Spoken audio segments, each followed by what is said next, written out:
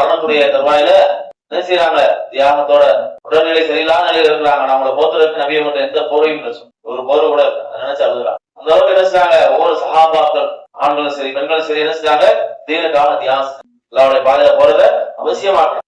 அல்லாஹ்வுடைய பாதை நம்ம என்ன செய்ய வேண்டியிருக்கு, ஒவ்வொருத்தரும் தியாகம் செய்யணும், தீன விளங்கணும், தீன படிக்கணும். அல்லாஹ் சுப்ஹானஹு என்ன செய்யறான், அல்லாஹ்வுடைய பாதையில தியாகம் செய்து கொண்டுதான் அல்லாஹ் ஹிதாயத்துடைய வாக்குறுதி எல்லாம் சொல்றான். யார் என்னுடைய பாதையில முயற்சி செய்வாங்களோ பாடுபடுவாங்களோ அவங்களுக்கு ஹிதாயத்துடைய வாக்குறுதி எல்லாம் சொல்றான். யார் தீனுக்கு உதவி செய்வாங்களோ அவங்களுக்கு நான் உதவி செய்யணும் எல்லாம் சொல்றேன். என் மேல கடமைன்னு சொல்ற அல்லாஹ் சொல்லுவாங்க. என்ன செய்யணும், ஒவ்வொரு ஆண்களும் பெண்களும் என்ன செய்யுங்க, அல்லாஹ்வுடைய பாதை வழியா.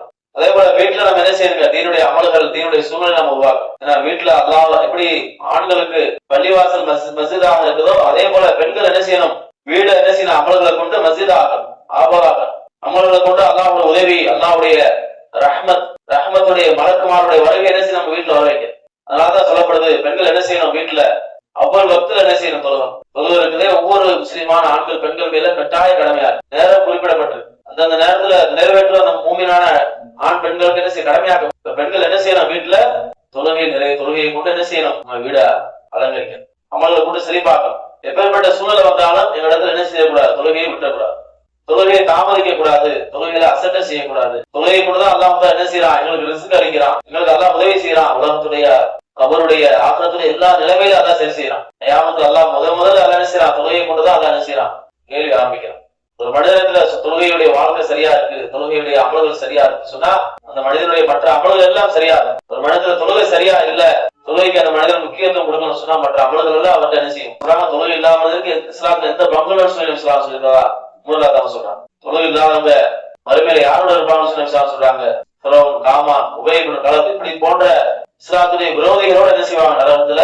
தொழுகை இருக்குதே இஸ்லாத்துல முக்கியமான கடமையா இருக்குது. அல்லாஹ் இடத்துல ஒவ்வொரு மனிதனும் அல்லாஹ்வுடைய கஜானாவில இருந்து நேரடியாக உதவியை வாங்கக்கூடிய சாதனமா ஒவ்வொரு மூமினுடைய மேராஜா அல்லாஹ்வுடைய சந்திப்பாங்க.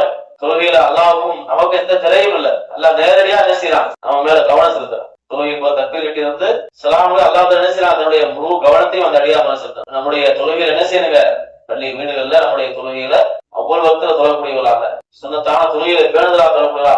யார் சுன்னத்து அந்தரா 12 வீட்டுல பேணுதலா தொழுவாங்களோ அவங்க அல்லாஹ் சொர்க்கத்துல மாளிகை நஃபிலான தொழுகையில கொண்டு என்ன செய்யணும், அல்லாஹ்வுடைய நெருக்கத்தை அடியான இப்ப நஃபிலான வணக்கங்கள் அதிகமா செய்யணும். அப்ப என்ன செய்யும், அல்லாஹ்வுடைய நெருக்கம் உண்டாய், அல்லாஹ்வுடைய இறை நேசரா அல்லாஹ் சுப்ஹானஹு வ தஆலா. இப்ப வீட்டுல நம்ம என்ன செய்யுங்க, தொழுகையை கொண்டு நம்ம வீடுகளை சரிப்பாங்க.